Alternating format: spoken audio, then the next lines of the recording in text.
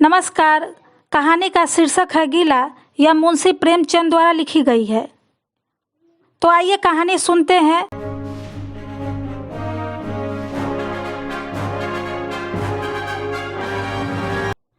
जीवन का बड़ा भाग इसी घर में गुजर गया, पर कभी आराम न नसीब हुआ। मेरे पति संसार की दृष्टि में बड़े सज्जन, बड़े शिष्ट, बड़े उदार, बड़े सौम्य होंगे, लेकिन जिस पर गुजरती है वही जानता है। संसार को उन लोगों की प्रशंसा करने में आनंद आता है जो अपने घर को भार में झोंक रहे हो, गैरों के पीछे अपना सर्वनाश किए डालते हो। जो प्राणी घर वालों के लिए मरता है उसकी प्रशंसा संसार वाले नहीं करते। वह तो उनकी दृष्टि में स्वार्थी है, कृपण है, संकीर्ण हृदय है, आचार भ्रष्ट है। इसी तरह जो लोग बाहर वालों के लिए मरते हैं उनकी प्रशंसा घर वाले क्यों करने लगे। अब इन्हीं को देखो, सारे दिन मुझे जलाया करते हैं। मैं पर्दा तो नहीं करती, लेकिन सौदे सुलभ के लिए बाजार जाना बुरा मालूम होता है। और इनका यह हाल है कि चीज मंगवाओ तो ऐसी दुकान से लाएंगे जहाँ कोई ग्राहक भूलकर भी न जाता हो। ऐसी दुकान पर तो न चीजें अच्छी मिलती है, न तौल ठीक होती है, न दाम ही उचित होते हैं। यह दोष न होते तो वह दुकान बदनाम ही क्यों होती। पर इन्हें ऐसी ही गई बीती दुकानों से चीजें लाने का मरज है। बार बार कह दिया, साहब किसी चलती हुई दुकान से सौदे लाया करो, वहाँ माल अधिक खपता है, इसलिए ताजा माल आता रहता है। पर इनकी तो टुटपुजियों से बनती है और इन्हें उल्टे छुरे से मुड़ते हैं। गेहूं लाएंगे तो सारे बाजार से खराब, घुना हुआ चावल ऐसा मोटा कि बैल भी न पूछे, दाल में कराई और कंकर भरे हुए, मानो लकड़ी जला डालो, क्या मजाल की गले। घी लाएंगे तो आधा आध तेल या 16 आने कोकोजेम, और दरअसल घी से एक छटांग कम। तेल लाएंगे तो मिलावट, बालों में डालो तो चिमट जाए, पर दाम दे आएंगे शुद्ध आंवले के तेल का। किसी चलती हुई नामी दुकान पर जाते ऐसे डर लगता है, शायद ऊंची दुकान और फीकी पकवान के कायल है। मेरा अनुभव तो यही है कि नीची दुकान पर सड़े पकवान मिलते हैं। एक दिन की बात हो तो बर्दाश्त कर ली जाए, रोज रोज का टंटा नहीं सहा जाता। मैं पूछती हूँ, आखिर आप टुटपुजियों की दुकान पर जाते ही क्यों हो? क्या उनके पालन पोषण का ठेका तुम्ही ने लिया है? आप फरमाते हैं, मुझे देखकर सबके सब बुलाने लगते हैं। वाह क्या कहना है, कितनी दूर की बात कही है। जरा उन्हें बुला लिया और खुशामद के 2 शब्द सुना दिए, थोड़ी सी स्तुति कर दी, बस आपका मिजाज आसमान पर जा पहुंचा। फिर इन्हें सुधी ही नहीं रहती कि यह कूड़ा करकट बांध रहा है या क्या। पूछती हूँ, उस रास्ते से जाते ही क्यों हो? क्यों किसी दूसरे रास्ते से नहीं जाते? ऐसे उठाए गिरों के मुंह ही क्यों लगाते हो? क्या इसका कोई जवाब नहीं? एक चुप 100 बधाओं को हराती है। एक बार गहना बनवाने को दिया, मैं तो महाशय को जानती थी, इनसे कुछ पूछना व्यर्थ समझा। अपने पहचान के एक सोनार को बुला रही थी, संयोग से आप भी विराजमान थे। बोले, यह संप्रदाय विश्वास के योग्य नहीं, धोखा खाओगी। मैं एक सुनार को जानता हूँ, मेरे साथ का पढ़ा हुआ है, बरसों साथ साथ खेले हैं, वह मेरे साथ चालबाजी नहीं कर सकता। मैं भी समझी जब इनका मित्र है और वह भी बचपन का, तो कहाँ तक दोस्ती का हक न निभाएगा। सोने का एक आभूषण और 100 रुपये इनके हवाले किए। इस भले मानस ने वह आभूषण और रुपए न जाने किस बेईमान को दे दिए कि बरसों के झंझट के बाद जब चीजें बनकर आई तो 8 आने तांबा और इतनी भद्दी की देखकर घिन लगती थी। बरसों की अभिलाषा धूल में मिल गई, रो पीट कर बैठ रही। ऐसे ऐसे वफादार तो इनके मित्र है, जिन्हें मित्र की गर्दन पर छुरी फेरने पर भी संकोच नहीं। इनकी दोस्ती भी उन्हीं लोगों से है जो जमाने भर के जट्टू, गिरहकट, लंगोटी में फाक खेलने वाले फाके मस्त है, जिनका उधम ही इन जैसे आंखों के अंधों से दोस्ती गांठना है। नित्य ही एक न एक महाशय उधार मांगने के लिए सिर पर सवार रहते हैं और बिना लिए गला नहीं छोड़ते। मगर ऐसा कभी न हुआ कि किसी ने रुपए चुकाए हो। आदमी एक बार खोकर सीखता है, 2 बार खोकर सीखता है, किंतु ये भले मानस 1000 बार खोकर भी नहीं सीखते। जब कहती हूँ रुपए तो दे आए, अब मांग क्यों नहीं लाते? क्या मर गए तुम्हारे वो दोस्त? तो बस बंगले झांक कर रह जाते हैं। आपसे मित्रों को सूखा जवाब नहीं दिया जाता। खैर सूखा जवाब न दो। मैं भी नहीं कहती कि दोस्तों से बेमुरौती करो, मगर चिकनी चुपड़ी बातें तो बना सकते हो, बहाने तो कर सकते हो। किसी मित्र ने रुपए मांगे और आपके सिर पर बोझ पड़ा, बेचारे कैसे इनकार करे? आखिर लोग जान जाएंगे कि नहीं कि यह महाशय भी खुखल ही है।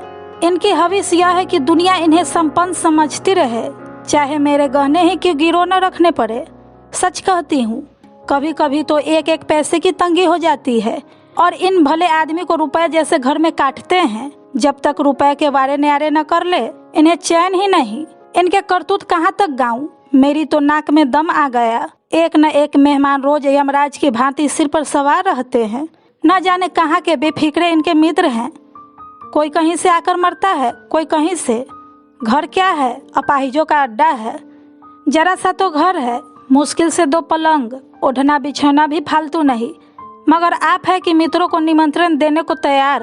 आप तो अतिथि के साथ लेटेंगे, इसलिए उन्हें चरपाई भी चाहिए, ओढ़ना बिछौना भी चाहिए, नहीं तो घर का पर्दा खुल जाता है मेरे बच्चों के सिर। गर्मियों में तो खैर कोई मुजायका नहीं, लेकिन जाड़ों में तो ईश्वर ही याद आती है। गर्मियों में भी खुली छत तो मेहमानों के अधिकार हो जाता है। अब मैं बच्चों के लिए पिंजरे में पड़ी फड़फड़ाया करूं? इन्हें इतनी समझ ही नहीं कि जब घर की यह दशा है तो क्यों ऐसे मेहमान को बनाए जिनके पास कपड़े लत्ते तक नहीं। ईश्वर की दया से इनके सभी मित्र इसी श्रेणी के हैं। एक भी ऐसा माई का लाल नहीं जो समय पड़ने पर ढेले से भी इनकी मदद कर सके। 2-1 बार महाशय को इसका अनुभव, अत्यंत कटु अनुभव हो चुका है, मगर इस जड़ भरत ने जैसे आंखें न खोलने की कसम खा ली है। ऐसे ही दरिद्र भट्टाचार्यों से इनकी पड़ती है।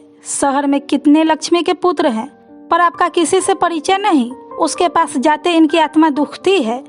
दोस्ती गांठेंगे ऐसों से जिनके घर में खाने का ठिकाना नहीं। एक बार हमारा कहार छोड़कर चला गया और कई दिन तक दूसरा कहार न मिला। किसी चतुर और कुशल कहार की तलाश में थी, किंतु आपको जल्द से जल्द कोई कहार चाहिए था। घर के सारे काम पूर्ववत चल रहे थे, पर आपको मालूम हो रहा था कि गाड़ी रुकी हुई है।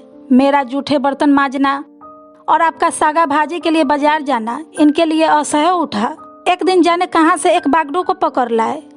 उसकी सूरत कह देती थी कि कोई जागलू है, मगर आपने उसको ऐसा बखान किया कि क्या कहूँ।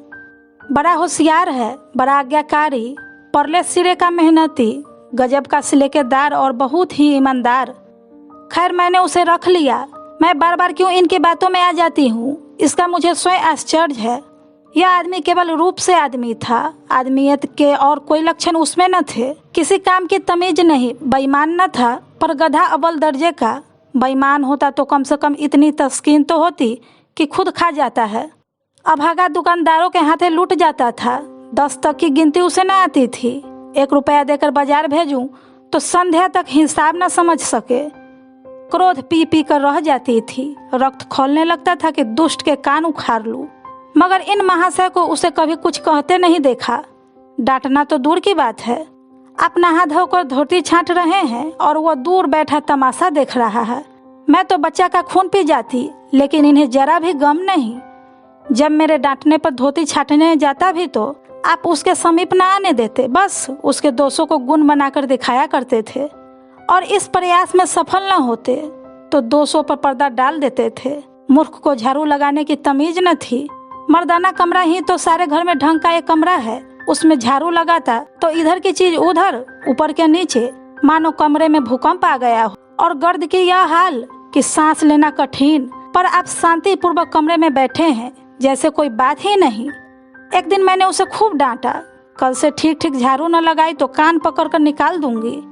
सवेरे सोकर उठी तो देखती हूँ कमरे में झाड़ू लगी हुई है और हर एक चीजें करीने में रखी हुई है। गर्द गुबार का नाम नहीं। मैं चकित होकर देखने लगी तो आप हंसकर बोले, देखती क्या हो, आज घूरे ने बड़े सवेरे उठकर झाड़ू लगाई है। मैंने समझा दिया, तुम ढंग तो बताती नहीं, उल्टे डांटने लगती हो। मैंने समझा। खैर दुष्ट ने एक से एक काम तो सलीके से किया। अब रोज कमरा साफ सुथरा मिलता। घूरे मेरी दृष्टि में विश्वासी बनने लगा। संयोग की बात एक दिन मैं भी समझी। खैर दुष्ट ने कम से कम एक काम तो सलीके से किया। अब रोज कमरा साफ सुथरा मिलता। घूरे मेरी दृष्टि में विश्वासी बनने लगा। संयोग की बात, एक दिन मैं जरा मामूल से सवेरे उठ बैठी और कमरे में आई तो क्या देखती हूँ कि घूरे द्वार पर खड़ा है और आप तन मन से कमरे में झाड़ू लगा रहे हैं। मेरी आंखों में खून उतर आया। उनके हाथ से झाड़ू छीनकर घूरे के सिर पर जमा दी। हरामखोर को उसी दम निकाल बाहर किया। आप फरमाने लगे, जरा उसका महीना तो चुका दो। वारी समझ, एक तो काम न करे, उस पर आंखें दिखाएं, उस पर पूरी मजदूरी भी चुका दूं। मैंने एक कौड़ी भी न दी, एक कुर्ता दिया था वह भी छीन लिया। इस पर जड़ भरत महाशय मुझसे कई दिन तक रूठे रहे, घर छोड़कर भागे जाते थे। बड़ी मुश्किलों से रुके। ऐसे ऐसे भोदू भी संसार में पड़े हुए हैं। मैं न होती तो शायद अब तक इन्हें किसी ने बाजार में बेच दिया होता। एक दिन मेहतर ने उतारे कपड़ों का सवाल किया। इस बेकारी के ज़माने में फालतू कपड़े तो शायद पुलिस वालों या रईसों के घर में हो। मेरे घर में तो जरूरी कपड़े भी काफ़ी नहीं। आपका वस्त्रालय एक बक्ची में आ जाएगा जो डाक के पार्सल से कहीं भेजा जा सकता है। फिर इस साल जाड़ों के कपड़े बनवाने की नौबत न आई। पैसे नज़र नहीं आते, कपड़े कहाँ से बने? मैंने मेहतर को साफ जवाब दे दिया। कड़ाके का जरा पड़ रहा था, इसका अनुभव मुझे कम न था। गरीबों पर क्या बीत रही है इसका भी मुझे ज्ञान था, लेकिन मेरे या आपके पास खेद के सिवा इसका और क्या इलाज है? जब तक समाज का यह संगठन रहेगा ऐसी शिकायतें पैदा होती रहेगी। जब एक एक अमीर और रईस के पास एक एक मालगाड़ी कपड़ों से भरी हुई है, तब फिर निर्धनों को क्यों न नगनता का कष्ट उठाना पड़े। खैर, मैंने तो मेहतर को जवाब दे दिया। आपने क्या किया कि आपका कोट उतारकर उसको भेंट कर दिया? मेरी देह में आग लग गई। इतनी दानशील नहीं हूँ कि दूसरों को खिलाकर आप सो रहूं। देवता के पास यही एक कोट था, आपको इसकी जरा भी चिंता न हुई कि पहनेंगे क्या? यश के लोभ ने जैसे बुद्धि ही हर ली। मेहतर ने सलाम किया, दुआएं दी और अपनी राह ली। आप कई दिन सर्दी से ठिठुरते रहे। प्रातःकाल घूमने जाया करते थे, वह बंद हो गया। ईश्वर ने उन्हें हृदय भी एक विचित्र प्रकार का दिया है। फटे पुराने कपड़े पहनते आपको जरा भी संकोच नहीं होता। मैं तो मारे लाज से गड़ जाती हूँ, पर आपको जरा फिक्र नहीं। कोई हंसता है तो हंसे, आपकी बला से। अंत में जब मुझसे देखा न गया तो एक कोट बनवा दिया। जी तो जलता था कि खूब सर्दी खाने दूं, पर डरी कि कहीं बीमार पड़ जाए तो और बुरा हो। आखिर काम तो उन्हीं को करना है। महाशय अपने दिल में समझते होंगे मैं कितना विनीत, कितना परोपकारी हूँ। शायद इन्हें इन बातों का गर्व हो। मैं इन्हें परोपकारी नहीं समझती, न विनीत ही समझती हूँ। यह जड़ता है सीधी सादी निर्भीता।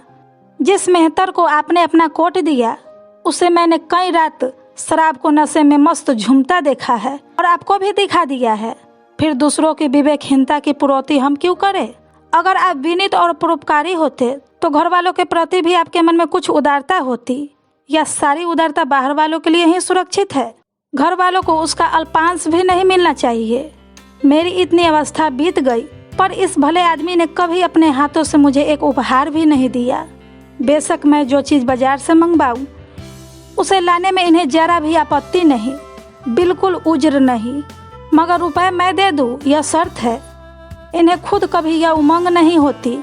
यह मैं भी मानती हूँ कि बेचारे अपने लिए भी कुछ नहीं लाते। मैं जो कुछ मंगवा दूं बस उसी पर संतुष्ट हो जाते हैं। मगर आखिर आदमी कभी कभी शौक की चीज़ें चाहता भी है।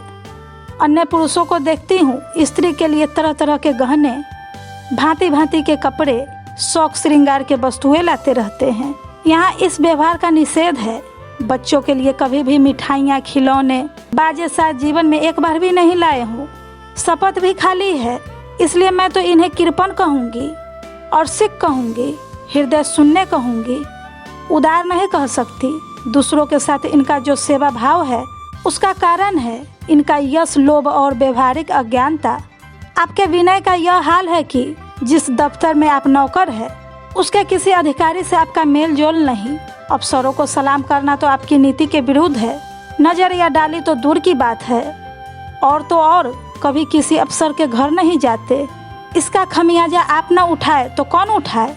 औरों की रियायती छुट्टियां मिलती है, आपका वेतन कटता है, औरों की तरक्कियां होती है, आपको कोई पूछता भी नहीं। हाजिरी में 5 मिनट की भी देरी हो जाए तो जवाब पूछा जाता है। बेचारे जी तोड़ का काम करते हैं। कोई बड़ा कठिन काम आ जाता है तो इन्हीं को सिर पर मढ़ा जाता है। इन्हें जरा भी आपत्ति नहीं। दफ्तर में इन्हें घिस्सू पिस्सू आदि उपाधियां मिली हुई है, मगर पड़ाव इतनी ही बड़ा मारे कि इनके भाग्य में वही सूखी घास लिखी है। यह विनय नहीं है, स्वाधीनता मनोवृत्ति भी नहीं है। मैं तो इसे समय चातुरी का अभाव कहती हूँ, व्यवहारिक ज्ञान की क्षति कहती हूँ। आखिर कोई अफसर आपसे क्यों प्रसन्न हो? इसलिए कि आप बड़े मेहनती हैं। दुनिया का काम मुरव्वत और रविदारी से चलता है। अगर हम किसी से खींचे रहें तो कोई कारण नहीं कि वह भी हमसे न खींचा रहे। फिर जब मन में क्षोभ होता है तो वह दफ्तरी व्यवहारों में प्रकट ही हो जाता है। जिसकी जात से अफसर का कोई व्यक्तिगत उपहार होता है, जिस पर वह विश्वास कर सकता है, उसका लिहाज वह स्वभावतः करता है। ऐसे सिरागिरियों से क्यों किसी को सहानुभूति होने लगी? अफसर भी तो मनुष्य है। उसके हृदय में जो सम्मान और विशिष्टता की कामना है वह कहाँ पूरी हो? जब अधीनस्थ कर्मचारी ही उनसे फिरंट रहे तो क्या उसके अफसर उसे सलाम करने आएंगे?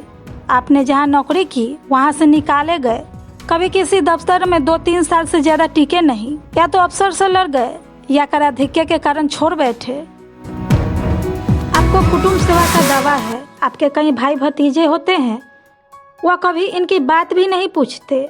आप बराबर उनका मुंह ताकते रहते हैं। इनके एक भाई साहब आजकल तहसीलदार हैं। घर की मलकियत उन्हीं की निगरानी में है। वह ठाठ से रहते हैं, मोटर रख ली है, कई नौकर चाकर है, मगर यहाँ भूल से भी पत्र नहीं लिखते। एक बार हमें रुपए की बड़ी तंगी हुई। मैंने कहा अपने भ्राता जी से क्यों नहीं मांग लेते? कहने लगे उन्हें क्यों चिंता में डालूं, उन्हें भी तो अपना खर्च है। कौन सी ऐसी बचत हो जाती होगी?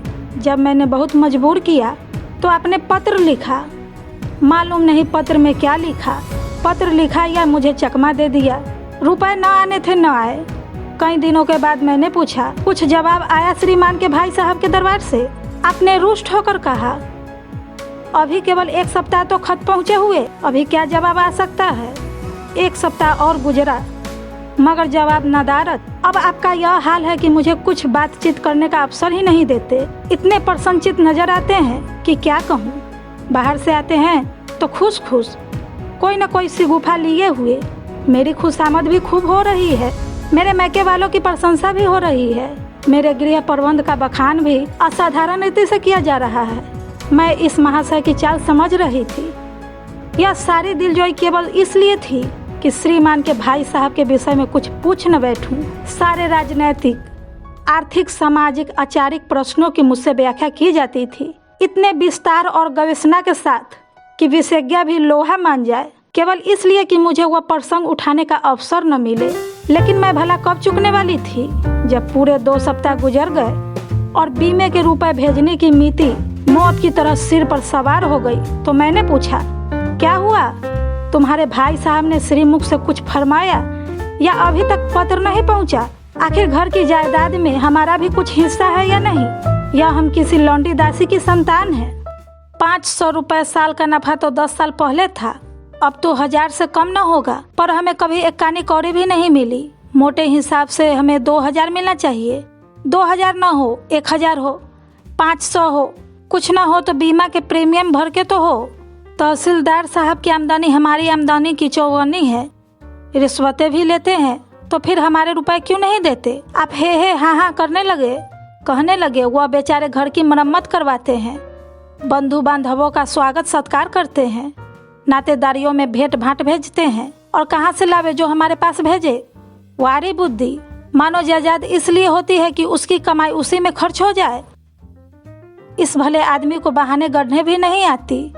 एक से एक बढ़कर कह देते घर में आग लग गई, सब कुछ स्वाहा हो गया, या चोरी हो गई, तिनका तक न बचा, या 10,000 का अनाज भरा था उसमें घटा रहा, या किसी के फौजदारी हो गई उसमें दिवाला पीट गया।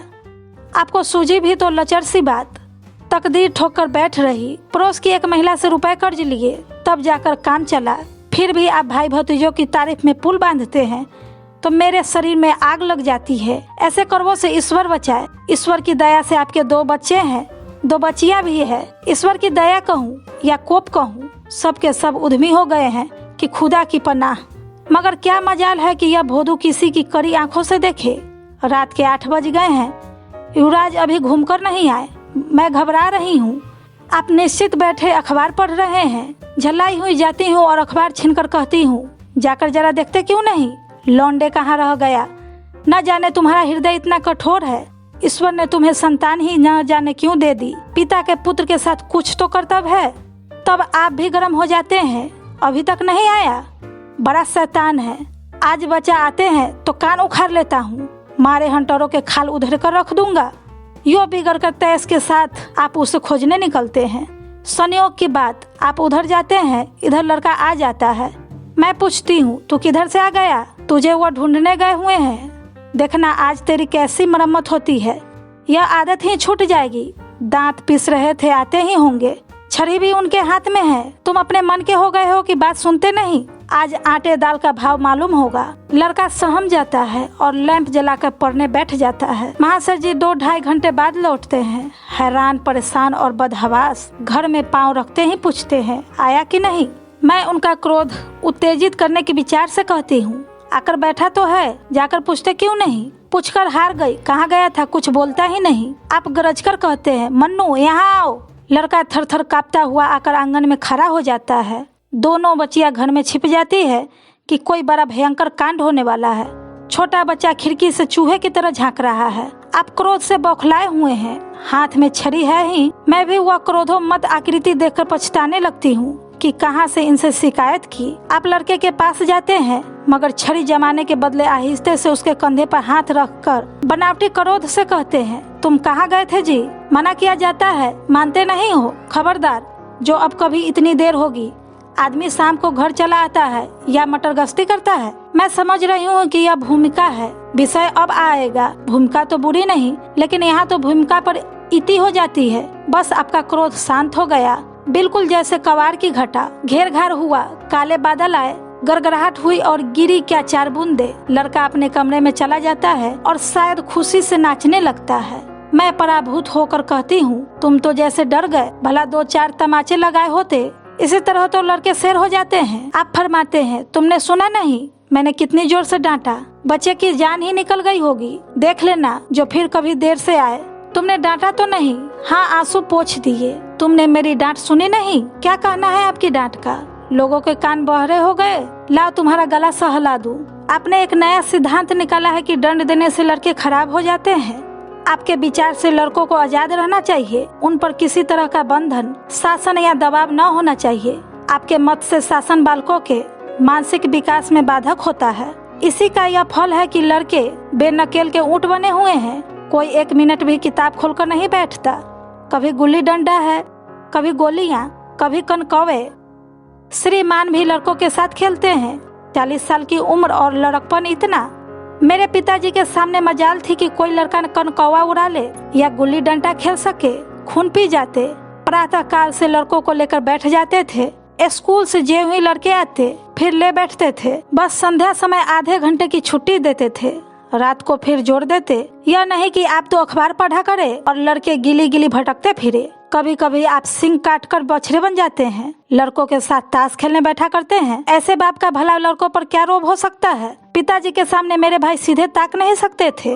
उनकी आवाज सुनते ही तहलका मच जाता था। उन्होंने घर में कदम रखा और शांति का साम्राज्य हुआ। उनके सम्मुख जाते लड़कों के प्राण सूखते थे। उसी शासन की यह बरकत है कि सभी लड़के अच्छे अच्छे पदों पर पहुंच गए। हाँ, स्वास्थ्य किसी का अच्छा नहीं है तो पिताजी ही का स्वास्थ्य कौन बड़ा अच्छा है। बेचारे हमेशा किसी न किसी औषधि का सेवन करते रहते थे। और क्या कहूँ, एक दिन तो हद ही हो गई। श्रीमान जी लड़कों को कनकौवा उड़ाने की शिक्षा दे रहे थे। यो घुमाओ, यो गाता दो, यो खींचो, यो ढील दो, ऐसे तन मन से सिखा रहे थे मानो गुरु मंत्र दे रहे हो। उस दिन मैंने इनकी ऐसी खबर ली कि याद करते होंगे। तुम कौन होते हो मेरे बच्चे को बिगाड़ने वाले? तुम्हें घर से कोई मतलब नहीं है। न हो लेकिन मेरे बच्चों को खराब न कीजिए।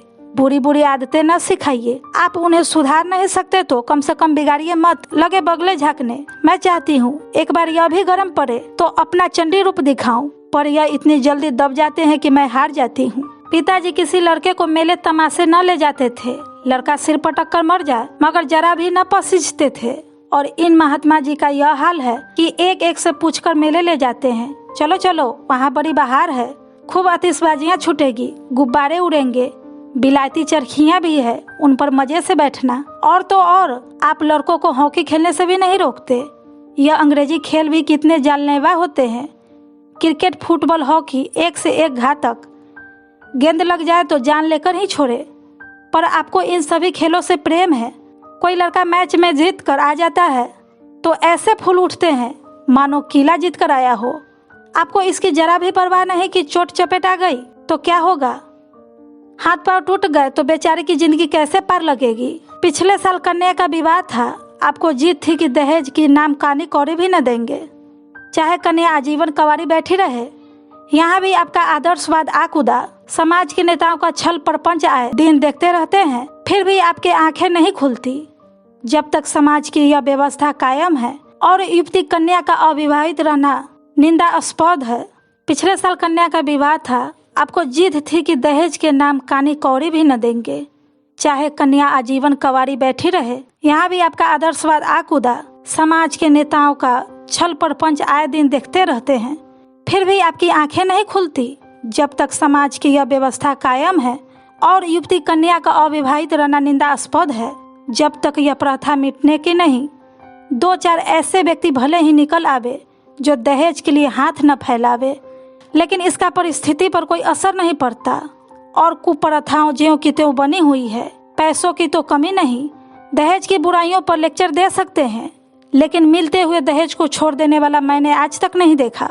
जब लड़कों की तरह लड़कियों की भी शिक्षा और जीविका की सुविधाएं निकल आएगी तो यह प्रथा भी विदा हो जाएगी।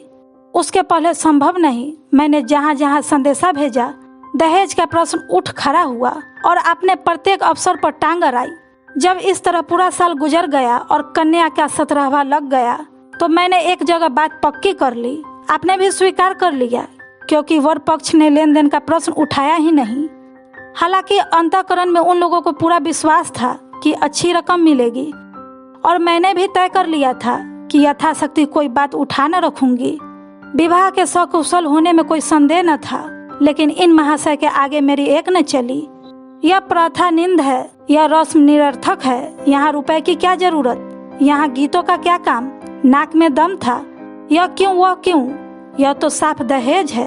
तुमने मेरे मुंह में कालिख लगा दी, मेरी आबरू मिटा दी। जरा सोचिए इस परिस्थिति को कि बारात द्वार पर आई हुई है और यहाँ बात बात पर शास्त्रार्थ हो रहा है। विवाह का मुहूर्त आधी रात के बाद था। प्रथानुसार मैंने व्रत रखा, किंतु आपकी टेक थी कि व्रत की कोई जरूरत नहीं। जब लड़के के माता पिता व्रत नहीं रखते, जब लड़का तक व्रत नहीं रखता, तो कन्या पक्ष वाले ही व्रत क्यों रखे। मैं और सारा खानदान मना करता रहा, लेकिन आपने नाश्ता किया, भोजन किया।